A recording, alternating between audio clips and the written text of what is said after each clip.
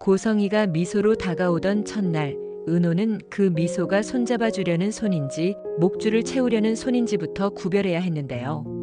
은호는 순이의 곁에서만 자라왔기 때문에 새로운 사람의 다정한 웃음이 주는 위화감을 곧바로 읽어내지는 못했지만 설명하기 힘든 불안감이 그 미소와 함께 파고들었습니다. 순이는 언제나 은호에게 담백하고 조심스러운 웃음을 건넸지요. 그 웃음은 욕심도 조건도 없이 그저 있는 그대로를 받아들이는 품 같은 것이었는데요. 그런데 고성희의 웃음은 표정은 부드럽지만 어딘가 날카로운 의도가 배어 있었습니다. 첫날부터 이제야 내 얼굴을 직접 보내라며 손을 내밀었는데 은호는 그 손을 잡으면서도 마치 서류에 도장을 찍는 듯한 압박을 느꼈습니다. 평범한 인사였음에도 불구하고 그 안에는 은호의 인생이 다른 궤도로 꺾일 수 있다는 불길한 예감이 숨어 있었거든요. 순이는 그날 차를 내어주며 억지로라도 웃으려 애썼습니다. 들어와서 따뜻한 차라도 드세요. 하지만 손끝은 떨리고 있었고 말끝마다 불안이 묻어났습니다. 은호는 그때까지만 해도 고성이가 자신의 인생에 그렇게 큰 변화를 가져올 거라 상상하지 못했습니다. 하지만 지강호의 차가운 말들이 아직도 귓가에 맴돌던 시기였기에 마음은 이미 지쳐 있었지요. 지강호는 은호를 더 이상 누나로 인정하지 않았습니다. 내 대신 뺏어 쓴 엄마 아빠 돈을 내놔라. 너 때문에 내가 하고 싶은 걸 못했다. 내가 돈을 너무 써서 아빠가 부도나고 돌아가시고 우리 집이 망했다. 그는 이런 말들을 서슴지 않았습니다. 가족의 입에서 나온 말이라고는 믿기 어려울 만큼 잔혹했는데 은호는 그 모든 비난을 고스란히 받아냈습니다. 그날 이후 은호는 집이라는 공간을 편안하게 느끼지 못했습니다. 거실에 앉아 있어도 방에 들어가 문을 닫아도 지강호의 눈빛은 늘 따라붙었어요. 순이가 너는 내 딸이야 라고 다독일 때도 은호는 스스로를 의심하게 되었고요. 게다가 지강호는 순이에게조차 나도 주워온 거지. 엄마가 정말 내 친엄마라면 이럴 수 없어라며 울분을 터뜨렸습니다. 그 말은 순이의 가슴을 찢었고 은호의 마음까지 산산조각 냈습니다. 은호는 종종 스스로에게 속삭였습니다. 그래, 내가 이 집에서 나가면 강호도 편해지고 엄마도 강호 때문에 스트레스를 덜 받을 거야. 자신이 떠나는 게 모두에게 이로운 일이라는 생각은 서글프지만 유일한 해답처럼 다가왔습니다. 바로 그런 혼란과 자책 속에서 고성희의 미소가 끼어들었던 겁니다. 고성희는 은호의 상처를 간파한 듯 다가왔습니다. 처음엔 따뜻하게 마치 오랜만에 잃어버린 가족을 찾은 사람처럼 행동했지요. 많이 힘들었지? 이제 내가 내 옆에 있을 거야. 그 말은 위로 같았지만 은호의 가슴을 묘하게 조였습니다. 위로라면 가볍고 따뜻해야 하는데 고성희의 말은 은호를 묶어두려는 약속처럼 들렸습니다. 은호는 혼란스러웠습니다. 순이는 언제나 선택권을 주었지만 고성희는 처음부터 선택지를 지워버리는 태도를 보였거든요. 순이는 그날도 은호야, 내가 편한 대로 해라고 조용히 말했지만 고성희는 이제부터는 내가 지켜줄게. 넌 내 딸이니까라고 단정했습니다. 같은 엄마라는 이름을 걸고도 말끝의 무게는 너무 달랐습니다. 지강호의 분노와 고성희의 집착, 그리고 순이의 눈물 섞인 체념이 뒤엉켜 은호는 더 이상 자기 자리를 알 수 없었습니다. 자신이 누구의 딸인지, 어떤 삶을 살아야 하는지, 계속 이 집에 있어도 되는지조차 불분명했습니다. 집은 분명 따뜻한 공간이어야 했는데 은호에게는 점점 더 차갑고 불편한 곳이 되어가고 있었습니다. 고성희는 은호를 향해 부드러운 미소를 잃지 않았습니다. 하지만 은호는 그 미소가 점점 더 낯설게 느껴졌습니다. 손을 잡아주는 듯하지만 사실은 목줄을 매는 듯한 기분. 은호는 그때부터 본능적으로 알았습니다. 이 사람의 곁에서라면 자신이 잃어버릴 수도 있겠구나. 자유도 관계도 심지어는 순이와의 애틋한 연결마저도. 며칠이 지나면서 고성희는 집을 드나드는 빈도를 늘려갔습니다. 단순히 물건을 가져다 주거나 함께 저녁을 먹자는 제안을 하는 정도였지만 그때마다 순이의 얼굴은 조금씩 굳어졌습니다. 은호는 그 긴장감을 온몸으로 느꼈습니다. 순이가 내내 곁에서 키워왔던 엄마라면 고성희는 이제 와서 갑자기 나타나 모든 것을 가져가려는 사람처럼 보였기 때문이었죠. 은호는 고개를 떨궜습니다. 내가 안정적이지 않았던 걸까? 내가 지금까지 엄마와 함께 지내온 시간은 모두 불안정한 삶이었던 걸까? 그 순간부터 은호는 남들이 자신을 어떻게 바라보는지에 민감해졌습니다. 고성희의 존재는 단순히 개인적인 갈등이 아니라 세상 전체가 자신을 다른 눈으로 평가하게 만드는 기준처럼 느껴졌습니다. 은호는 또 다른 불안을 발견했습니다. 고성희와 함께 있는 자리에서는 순이가 늘 뒤로 물러났다는 점이었습니다. 차를 내줄 때도 대화를 나눌 때도 고성희가 앞에 있으면 순이는 자연스럽게 뒤로 빠졌습니다. 은호는 그것이 배려인지 체념인지 알 수 없었습니다. 순이는 겉으로는 늘 은호의 선택을 존중한다는 태도를 보였지만 그 말 속에는 내가 지켜줄 수 있는 건 여기까지라는 무력감이 스며 있었습니다. 은호는 그 무력감을 볼 때마다 더 괴로웠습니다. 내가 이 집에 머무는 한 엄마는 계속 뒤로 물러서야만 하는 걸까? 그런 생각은 은호를 옥죄었고 자신이 무거운 짐이 되어버린 기분을 더 강하게 만들었습니다. 고성희는 반대로 늘 자신감을 잃지 않았습니다. 대화의 주도권을 놓치지 않았고 은호가 대답하기 전에 결론을 내려버리는 경우가 많았습니다. 넌 이 옷이 어울릴 거야. 넌 이 자리에 서야 돼. 넌 내 딸이니까 그래야 하는 거야. 이런 말들이 차곡차곡 쌓이면서 은호는 서서히 자기 생각을 말하는 것조차 조심스러워졌습니다.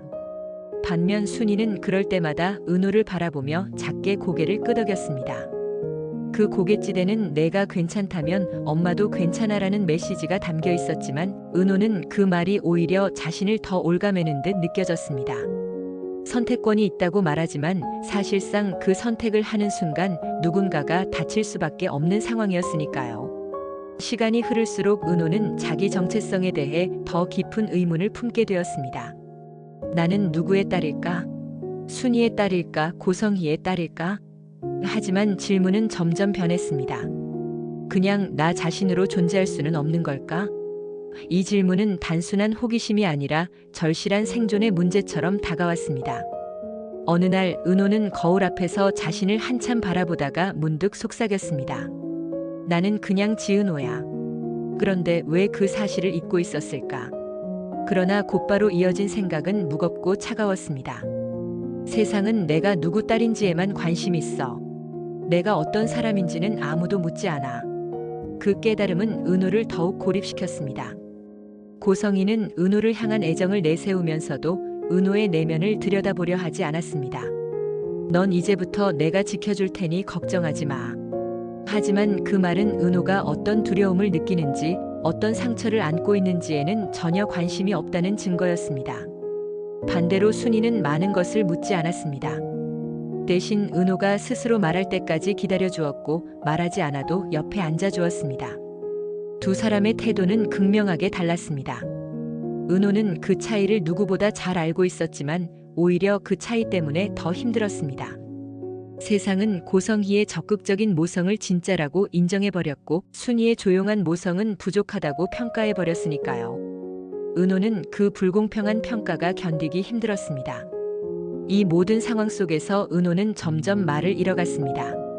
가족이라는 이름으로 불러지는 자리는 늘 싸움의 원인이 되었고 자신이 어디에 속해야 하는지 묻는 질문은 늘 더 큰 혼란을 불러왔습니다.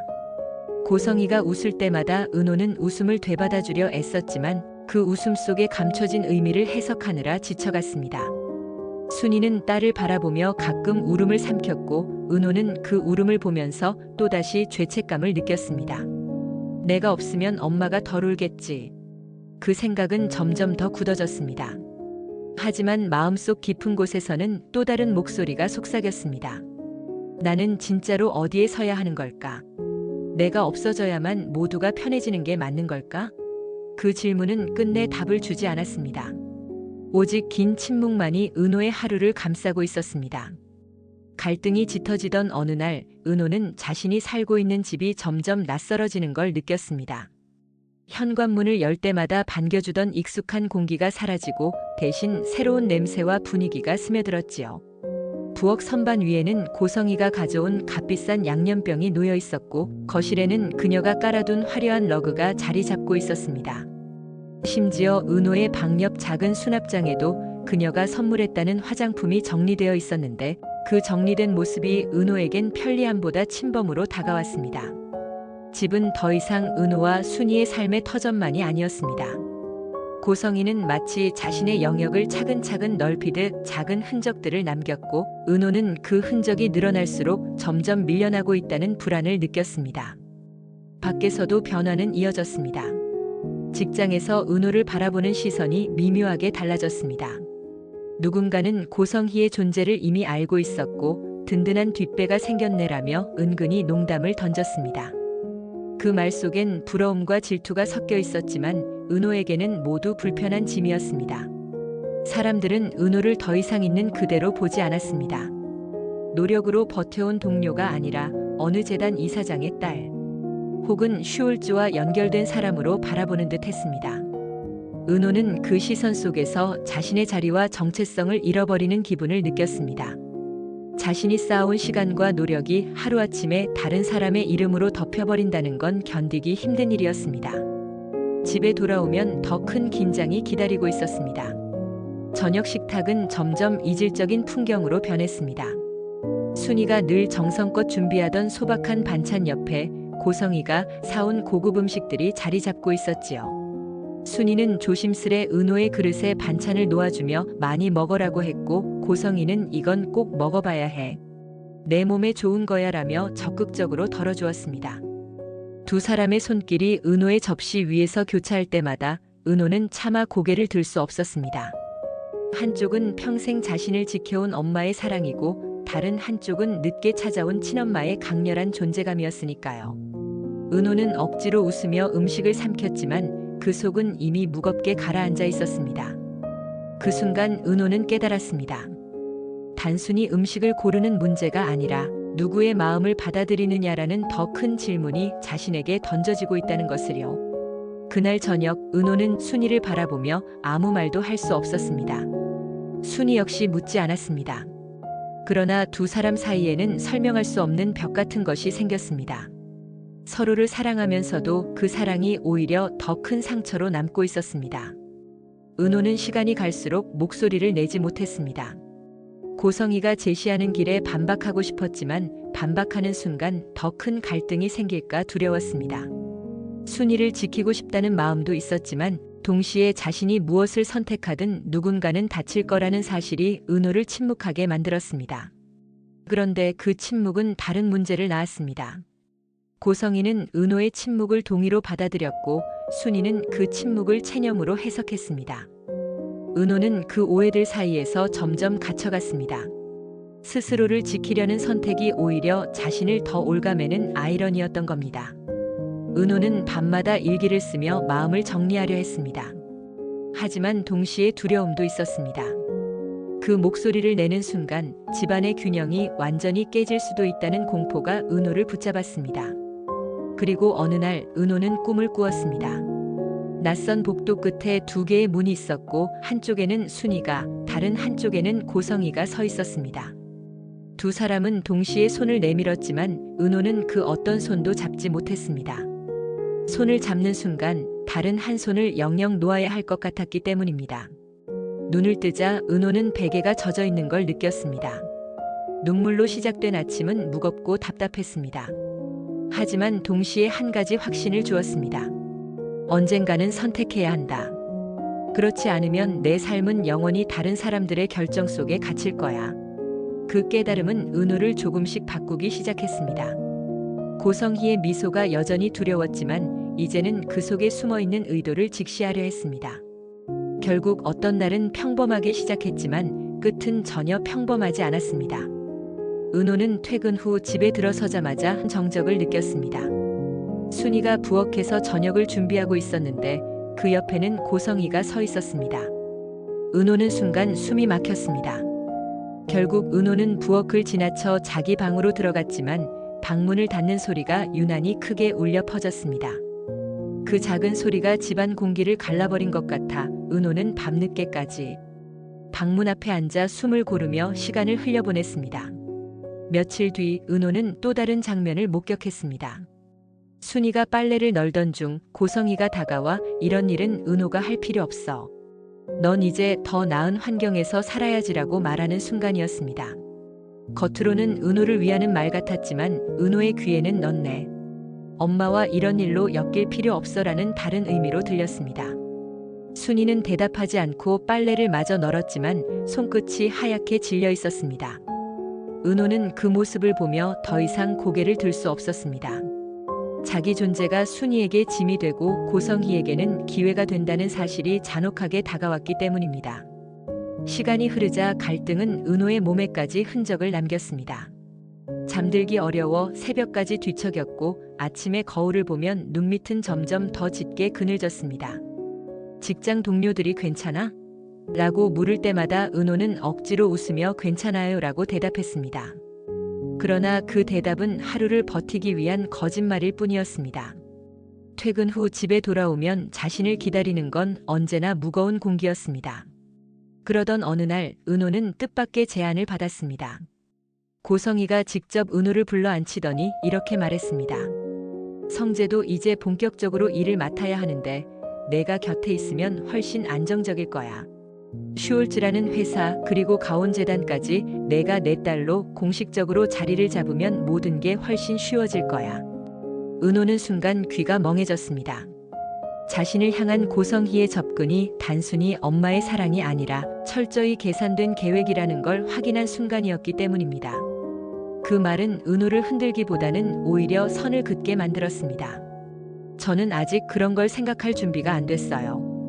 은호는 조심스럽게 말했지만 고성희의 눈빛은 이미 단단하게 굳어 있었습니다. 순이는 그 대화를 멀찍이서 지켜보고 있었습니다. 아무 말도 하지 않았지만 그녀의 눈빛은 은호를 향해 애절하게 울고 있었습니다. 은호는 그 눈빛이 더 아팠습니다. 엄마가 끝내 말하지 못하는 이유를 알았기 때문입니다. 순이는 자신이 끼어들면 은호가 더 힘들어진다는 걸 알고 있었고 그래서 모든 걸 삼키며 물러서고 있었던 겁니다. 그날 밤 은호는 이불 속에서 작은 목소리로 중얼거렸습니다.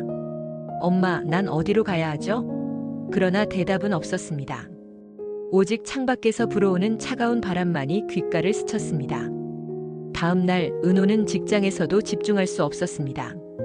책상 위에 놓인 서류들은 눈에 들어오지 않았고 머릿속은 온통 선택이라는 단어로 가득 차 있었습니다. 집에 돌아오면 누구의 손을 잡아야 할지, 어느 쪽을 향해 서 있어야 할지 끊임없이 고민했습니다. 하지만 답은 나오지 않았습니다. 오히려 시간이 지날수록 은호의 마음은 더 깊은 수렁으로 빠져들었습니다. 고성희는 흔들리지 않았고 순이는 침묵으로만 은호를 감쌌습니다. 결국 어느 밤 은호는 혼자 밖으로 나가 동네 골목을 걸었습니다. 가로등 불빛이 길게 들이운 그림자 속에서 은호는 자기 자신을 바라보며 생각했습니다.